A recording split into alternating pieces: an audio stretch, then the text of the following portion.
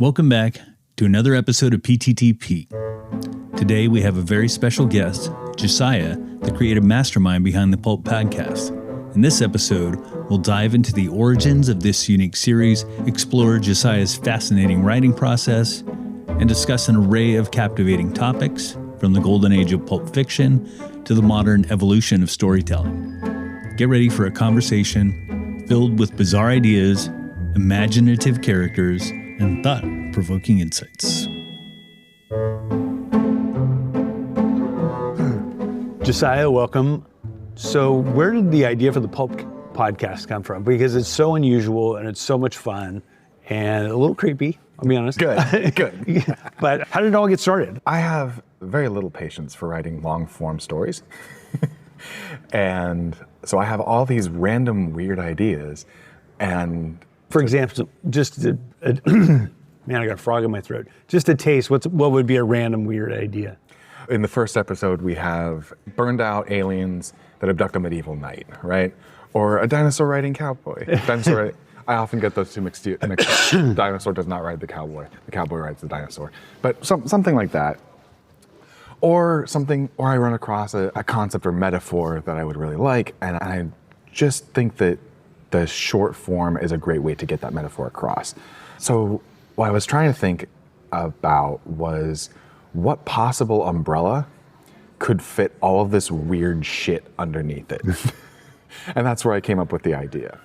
That's awesome. And pulp is the best umbrella for that, because the pulp... For the kids these days that don't even know what traditional pulp is. So the old pulp magazines, I draw mostly from the pre-war 20s and 30s pulp, because post-war stuff tended to get a lot more misogynist and right-wing. And the more radical stuff tended to happen in the paperbacks. But in the 20s and 30s, there was this voracious readership of these literary periodicals that ranged from softcore erotica to adventure stories to detective stories. Dashiell Hammett, who wrote the Maltese Falcon, came from the pulps writing for Black Mask. The guy who wrote, I always get his name confused, but Howard, who wrote Conan the Barbarian, got his start on the pulps. And then you have then you have other notables like the fascist H.P. Lovecraft, who wrote the Cthulhu mythos, wrote his stories in pulps. Oh, really? So the whole Cthulhu mythos comes from... Yeah, it was originally published in pulps. So you have cosmic horror, you have regular horror, you have action, adventure, romance, a bunch of weird shit. Literally, the colloquial use of weird comes from fantasy horror weird stories. Weird Tales was the name of the magazine. And that was the connotation of weird, and that's how we got weird in our current colloquial lexicon. And also, I think there's a through line between the old pulps, and I think that the current cultural parallel would be manga and anime. You have a similar voracious readership, similar weird ass shit it's coming crazy. out. Yeah. It's nuts. And it really pushes sci-fi, fantasy, and all of that forward. And there's also, just like the pulps, there's a range of quality. Some of it's good, some of it's really terrible and just garbage, and it's just what you need. But the garbage is great sometimes. Yes, yeah. Absolutely. I'm reading Doc Savage right now. Terrible writing, but it's so much fun. And that's so more of the short story genre too, gives people a lot of more options to explore different things. What's got to be weird too is we're in this weird, I'm curious because we're in this weird AI phase where it's in its infancy, but people are like, what would it look like to see a cowboy riding a dinosaur? And you can, man, this thing. But you can literally go from an idea to text to a visual output of all these. So my point is people are like expanding, mixing different genres or topics, or because they want to see how weird it looks just in an image. Yeah, and I think a lot of the genre bending and genre mixing is because the genres that we have established are rote and formulaic. Right. There's nothing. It's more of a museum of a genre now. If everybody's taught to write the same way, everybody's going to write the same way. So, for example, that's why in my show, my hard-boiled stories aren't the stereotypical 40s detective. It's what would that hard-boiled look like today? Oh shit! I'm thinking of. Did you see that movie with Ethan Hawke? Is it Ethan Hawke? Probably. Which one? Predisposition, I think. It's he's a time traveling cop from the past. Oh. Yeah, it's good. I'll have to check that We'll one out. talk about that. Yeah. But, so the idea. So for what's your example, writing instead process? of- So an idea hits you, do you write things down as you go to bed? I have this running joke with my sister where she tries to guess which stories I came up with while high. Oh, nice. And which ones I came up sober, and she can't do it. There was one involving velociraptors flying P-40 Warhawks, and she was like, "You were high. You were high." I'm like, "No, I was at work." Also, I was not high. For the record, various states of mind. Sometimes it's just I'm out on a walk, and the metaphor just hits me. So it really depends. A lot of times, because the way I view to me, what a good artist is not about whether it's high art or low art. It's about the ability of the artist to communicate an idea, and how well that idea is understood by whether or not it's agreed with. How well the idea is understood by the audience. So, and I don't think there's anything necessarily wrong with pure self-expression where it's literally just the artist not explaining anything. I love that weird shit. But if you're trying to communicate an idea and the audience misses it. It seems a little like cheating too. If somebody else thinks that this is what they think of it and they like it, then great. And it's not necessarily a communication of a single idea. Sometimes you want to put something out there and let everybody project onto it, and that's a totally different process, right? But there's something that you want to communicate, if the audience doesn't understand what you're trying to say, then I don't think you did a good job. I think there's a certain amount of high art that is just, its effort is on being confusing, which again, I love stuff that's just pure expression, but if your object is to confuse the audience and that is your definition of high art, then what are you doing? I'm thinking of the Seinfeld with the New Yorker cartoons. You remember those? And then what does this mean to you? And I think, so for example, Snowpiercer, it's very hard to not get an anti-capitalist message out of it. Right, yeah, it's pretty clear. It's very clear what they're going for. And how they communicate that is nuanced still. It's nuanced, but you can still communicate. It's both, right? Yeah. Which is, because that's part of the allure of Snowpiercer too, is that you're moving literally from the lowest of the low to the highest peak, and there's a very physical the pyramid metaphor. Yeah, so I'll come up with the idea. Usually I'll just write one sentence on a Google Doc, get the idea down, and then I'll work from an outline and connect the dots that way, and build it out. And if I mention something in the first bit, I'll go back and mention it. Try to figure out how to close that loop and mention it in the end. And it's most of the time, the first sentence is just I want to communicate this idea with this twist, and then or this metaphor. And this is the one sentence description of what eventually happens. And oftentimes what I like to do is, and this is how I do the first draft, is I'll write out the first idea of a synopsis and say, okay, that's act one. The initial twist that I come up with, the first idea for a twist, that's act one. And I twist it again, and I'll twist it until I can't twist it anymore, and maybe I'll dial back a twist and be like, okay, that's unnecessary. That's excessive. Whoa! But if I assume that the twist is where we start, then that adds another layer. Right. So a lot of it is trying to figure out the whole is greater than the sum of the parts. And also, I assume that my first idea is not the best, right? And so part of assuming that your first idea is not the best is assuming that the first idea that you come up with has already happened. And where do you go from there? Which also is a good way to come up with some backstory. And some compelling backstory that's obviously not a blank setup.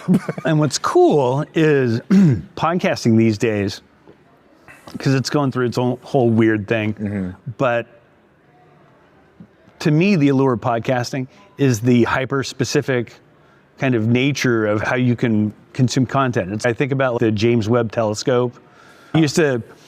Where compared to the Hubble telescope, where the Hubble would be like old media where there was a certain universe of things, and then you take the James Webb and they look at a dark patch of sky that was dark patch under Hubble, and it turns out it's teeming with more galaxies and more. So with a podcast, you can really, something that might not necessarily be popular to a large audience, you can find your audience of 1,000, 5,000, 10,000 people. It doesn't have to be big. And that doesn't mean that something's not as equally good. Right. It's just the core group of people that are into the same weird shit. Yeah. Because have you done all this stuff on Netflix, like Love, Sex, and Robots? And Yeah. my wife was digging on that stuff. I can't remember which one at this point because it's been a while since I've seen it. And then but I did a couple. And Black Mirror was great too. Oh yeah. I think the way we consume stories is changing more towards that anthology. I have a lot more of anthology consumption. You have True Detective, you have American Horror Story, you have things like Love, Sex, and Robots or Love, Death, and Robots. I always get it confused. Yeah, me too. Where you can just jump. So it's a lot easier to sell people on an idea like Pulp, where you jump into some weird shit and then jump out. And you're just low commitment. It's low commitment. It's speed dating. It's which also works great because I hate long form. I say I hate long form. I'm curious. So do you ever have a character that emerges in a short story that you're like, wow, there's so much more here that I could explore in other stories, or where things might turn into episodic? Or I actually struggle with longer form characters. So I'm. To be honest, I'm completely surprised at my ability to have very distinctive characters in as many different stories as I have. So do you have a favorite character? Or they're like your kids, you just can't pick one? I do. I think what I'm working with now is that I love the idea of my character in my head, and I need to make sure that idea matches the actual reality. I think one of my favorite characters, oddly enough, is a side character coming up in our Treasure Hunter series coming up. It's a talking, floating stone head that is ageless, beyond numbers, and for some weird reason has a very vaguely northeastern accent.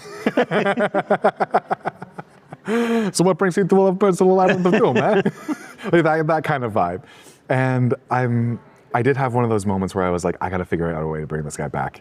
I can't let him just show up for a little bit. And so I am gonna find a way to bring him back into their series on a somewhat regular basis. I do have a problem getting distracted by certain characters. I'm working on a steampunk world. Oh, nice. One of my pet peeves is that steampunk needs to be class warfare through the democratization of technology, specifically steam technology. And so it's a steampunk fantasy world, and you have elements of various revolutions, the Irish, the Russian, the French, the Haitian, and because it's about power, but not just steam power. I'm thinking of that recent movie that I didn't see, where the countries had distilled down to these mechanical cities. Oh, Mortal Engines. I haven't seen it yet. But yeah, I'm looking forward to Leviathan on Netflix coming up in January. But what's interesting for the steampunk world is that the only constant is going to be the world itself. You're going to have characters that, exist in the show for maybe a 3-episode arc. So it'll be like a universe, like the D&D universe or the... So it's not going to have one main character. The main character is the world that evolves. But one character that is going to have his own show, but is going to interact with Vasquez and Walker, the treasure hunters, is the Mad Quaker, who has this struggle with... He grows up doing soup kitchens with his pacifist, as you might imagine, father, for striking mine workers in the Appalachians. And he comes to the conclusion that pacifism is not effective. And he has this whole wrestling with how to get something done with or without violence. That's always the question, isn't it? Right. There's no right answer. Right. I don't know. And he comes at it from a very religious perspective. So he doesn't leave necessarily his faith behind, but he does leave the nonviolence behind, at least for a little bit. And him in his wrestling with his faith also interacts, because the treasure in, as you might imagine, spoiler alert, there's a MacGuffin, which means you don't actually get it, the thing you're looking for. But I think is that a MacGuffin? Yeah. To be a good MacGuffin has to disappear. For example, the Maltese Falcon. Who ends up with the Maltese Falcon? I never saw it. Ah, okay. I know, damn it. But if I'm that way with Casablanca. you likely would not be able to remember that the Maltese Falcon is actually spoiler alert if you've not seen the Maltese That's Falcon. okay. Pause this, go watch it. I think spoilers don't apply to films after 50 years. I don't know. You've had your opportunity. To a certain extent, yeah, but then there's classics that if you haven't watched it yet, that's true. You don't want to ruin it for somebody. I didn't live when Maltese Falcon came out. We're all at different paces. So anyway, go watch Maltese Falcon and then finish the episode. But the Maltese Falcon is actually a fake. It's worthless. But everybody in the story is after it. It's what propels the story forward, but then it disappears. The MacGuffin in Raiders of the Lost Ark, what happens at the end? It disappears into the warehouse, likely never to be seen again. But that's not the point, because the point is Indy going from it's also this is the all vehicle a bunch of mumbo jumbo to hang on, okay, there's something here and I got to close my eyes when this is opened, right? That's not the same Indiana Jones in the beginning that says it's mumbo jumbo. The MacGuffin propels the plot forward and eventually disappears because they find it's the kind of the fool's errand. You found something else that was more important, and the MacGuffin is what brought you there. So yeah, the MacGuffin, and to me, I think that's I do write from a faith perspective, and I think that for me, Vasquez and Walker is about a journey of faith. Their treasure hunt is very much like the maze that you see in the labyrinth that you see. And they're looking for the lost city of Carcosa that you can never see if you look directly at it. You can only see it out of the corner of your eye. And I think that's a lot of how we experience faith and wrestling with faith. So that's how the Mad Quaker interacts with them. He interacts on that level. He also gets his own episode where there's going to be some vampires in Portland. Did you ever hear about honestly, that feels pretty tired. Vampires in Portland? Oh, wait. Are you familiar with... I think that's literally... Would that be like a documentary or... Okay, let me back... I'm joking, but Portland feels like it's populated by vampires. Like it's a perfect place. It's just hipsters are the vampires. Oh, okay. No, actually, that might be true as far as gentrification that wouldn't be is bad. concerned. But the point is, have you ever... What about vampire gentrification? I do have a werewolf gentrification one. That's... I also have a story about vampires. Okay, so I'll get back to the vampires in Portland, but I recently read a book for research called Hitler's Monsters. Uh-huh. And it's about the real life inspiration behind the Nazi occult and Hellboy and Indiana Jones. And he has this random throwaway line where he describes Nazi werewolf troops fighting vampire Soviet troops. Like, it's one sentence. I'm like, bro, that is your book. That's the book. Right. That's the book we should be reading right now. You just let that walk off. To answer your question from earlier, I read that and I was like, I'm gonna write that story because this guy fucked up. No, God, now that you mention it, yeah, there's so many places you could go with that. Yeah. So sometimes it's you let this drop, so I'm gonna pick it up. But then, what do you know about red squads in the 20s? Awesome. Red squads. Squads that were red, the color red. No, they were actually anti-red. They were anti-communist paramilitary for police forces, where they would hunt down labor organizers and communists. I'm just gonna let you know what that is. Whose squads are these? They officially were not police, but unofficially they were. I'm just going to let that... But were they German or...? No, they were American. Oh, American? They were American. Oh. They were very sympathetic to the Nazis. The Nazis actually had a cruiser show up in Portland to drum up support for the Nazi party in 33, I want to say. Don't quote me on that. Fascism was pretty hot back then. Yeah. Spain. Yeah. The Dulles brothers loved them some Hitler and Mussolini. So I'm just going to leave that with you. That there are vampires, red, and there are red squads. So just leave that there. That'll be for season 2. Okay, but that's where the Mad Quaker goes. Right now, so getting back to the podcast, I want to know more, but then I don't want to ruin it for myself either. I'll try to avoid giving spoilers. Right. So right now you've got a season in. I'm about half. I pulled a Netflix. I did a half season, and I'm going to finish this season, and this season is going to finish with the arc of our treasure hunters. Oh, okay. As far as season rules go, there are no rules. Yeah, there are no rules. For me, for seasons, which is great. Yeah. For me, I'm just going to close out every season with a serial arc. So the first season is going to be Vasquez and Walker. They're going to show up in season 2 a little bit. I love their dynamic. In the first story I wrote for them, which is not going to be this season, I was figuring out their dynamic, and they're hungover as shit, and they're drawing cards to see who has to do something. And he loses, and she loses, and she says, "Your mother always liked you the least." And he says, "I was an only child." And she's like, "No." So I love their dynamic. So they're gonna show up later in season 2, but they're not gonna be the focal point of the season. What I have right now is a half season of random anthology shows. You get all sorts of different stuff. Lots of different stuff. This season arc is going to be Vasquez and Walker doing their treasure hunt thing. And you also get some one-offs with them. So each episode has 2 stories, right? They're gonna have one story, the other story is gonna be a random whatever to accompany it. And then, so they're gonna be the first season serial arc. The next season is going to be the steampunk world. We already have introduced Space Pirate O'Malley.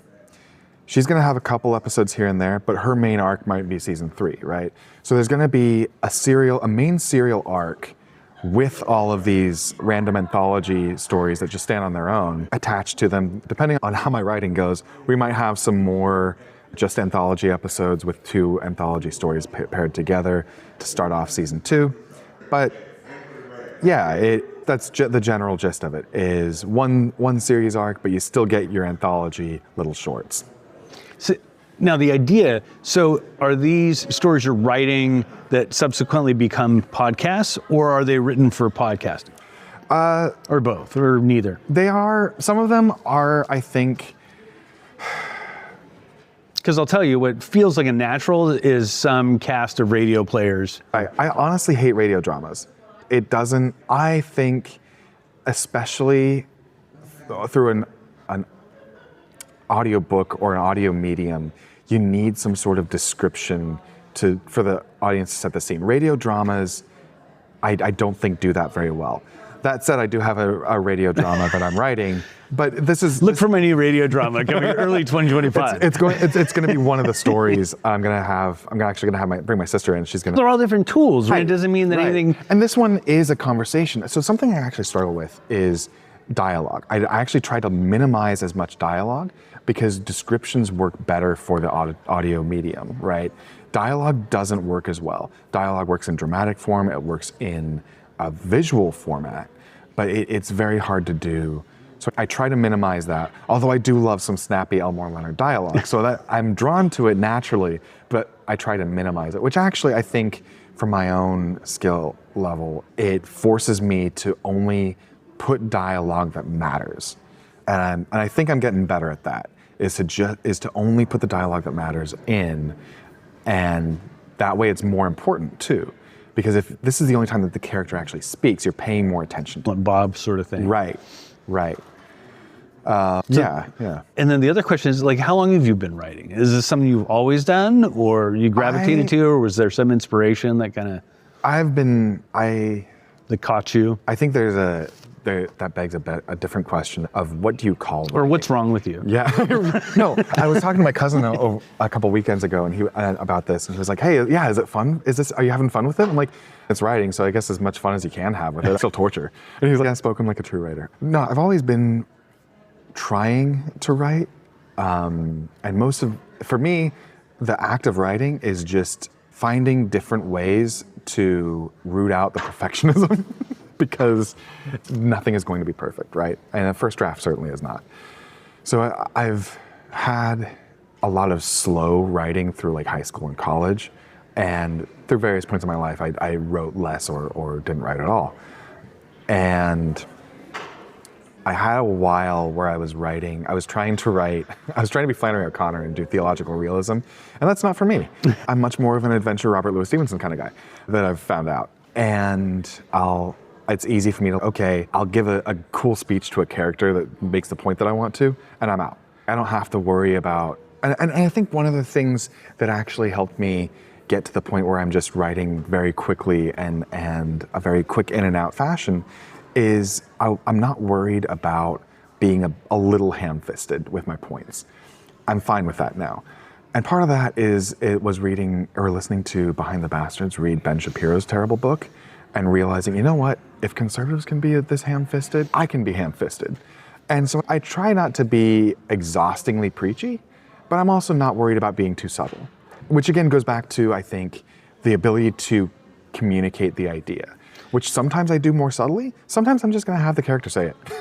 Which is so, like, now in 2024, sometimes you question our fellow citizens' ability to, like, rationally think and stuff. Like, sometimes it feels necessary to beat people over the head. I can't think off the top of my head. But being sensitive, then overly sensitive to trying to worry about everything being nuanced or, subtle is. I think what I enjoy about the short format is not being worried about, am I doing enough show, don't tell? Because a lot of my stories are just 1,000 words. Either I am just showing and we're just vibing underwater with some bioluminescent shit, or I'm gonna have to be a little ham-fisted because I only have 1,000 words, right? My ability to get the idea across with or without being ham-fisted might depend on the format that I'm using too. And I have to adjust that for what I'm doing.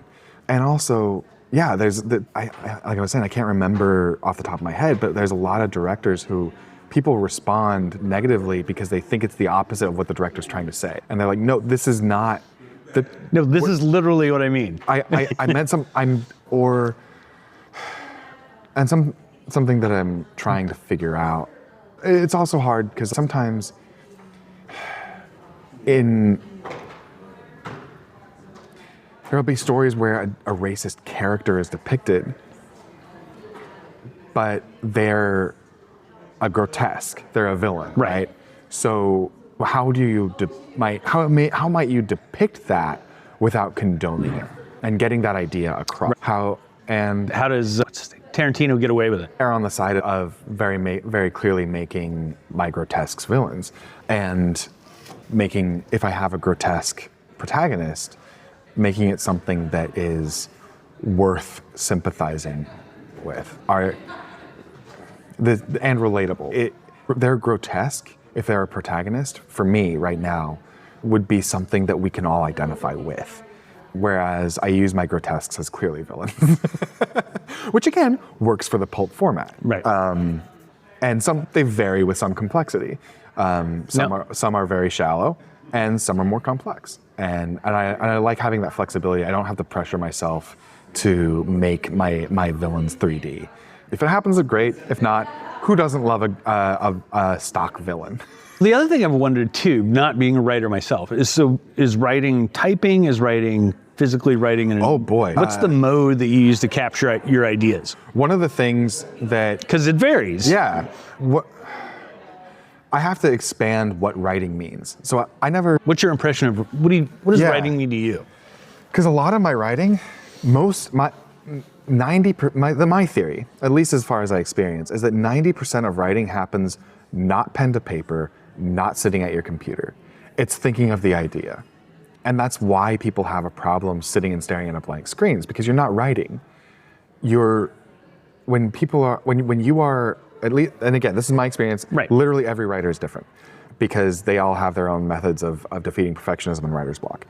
But Are those the two great enemies? For me, anyway. Right. Yeah. It seems fairly universal. Victor Hugo wrote naked so that he wouldn't get distracted and go outside. One of the ways that I go around it is I just write in bursts, like 100-word bursts, and go do something else. So if it's torture, I only have to do 100 words and I'm free. Another way is I never thought of myself as a typewriter person. I thought it was pretentious. But what really works for me is A, I can't Google shit on my typewriter. Right. And B, You can't open up another window. exactly. I can't work on 3 different documents at once. What works for me is looking at the keyboard, which I have to do on a typewriter, and not the blank page. And because that makes me think about what I'm saying instead of look at what I'm saying. So that tends Makes to help. sense, yeah. And oddly enough, it helps with the perfectionism because I know that I'm going to throw this away. I know this isn't going to be the finished product, so it doesn't have to be perfect. Which is weird because I can't edit the typewriter. It's the exact opposite. Whereas I actually can edit the thing that in my head is final. It's You come back on top, over the top of yourself with the red pen and... And it all depends. Sometimes I go straight to the computer. Sometimes I have to write it out by hand. Sometimes and that'll just get the idea going. And then by the time I'm thinking faster than I'm writing, then I go to the computer because I can type it up and I know where I'm going with it, right? So can your typing keep up with your... Right. And that I can. I also, this is a weird thing of mine, I have to use non-lined paper. I have to use actual sketch pads because I have to, my notes look like just random sentences all across the page because they're disconnected. I don't write in a linear way when I'm conceptualizing. It's like a mood board. And so if I write something on the typewriter, I will then transcribe it to the computer, and in transcribing it, it's a second draft because I'm editing as I go. And I'm like, that doesn't make any sense. That's a stupid way to say that. Oh, interesting, yeah. So transcribing it from the typewriter to the computer is a way of doing a second draft that is also less mentally taxing because as much as I hate writing first drafts, I hate second drafts even more because I get distracted reading through it, and I'm more, my motivation is to just finish it, and that's not a quality motivation.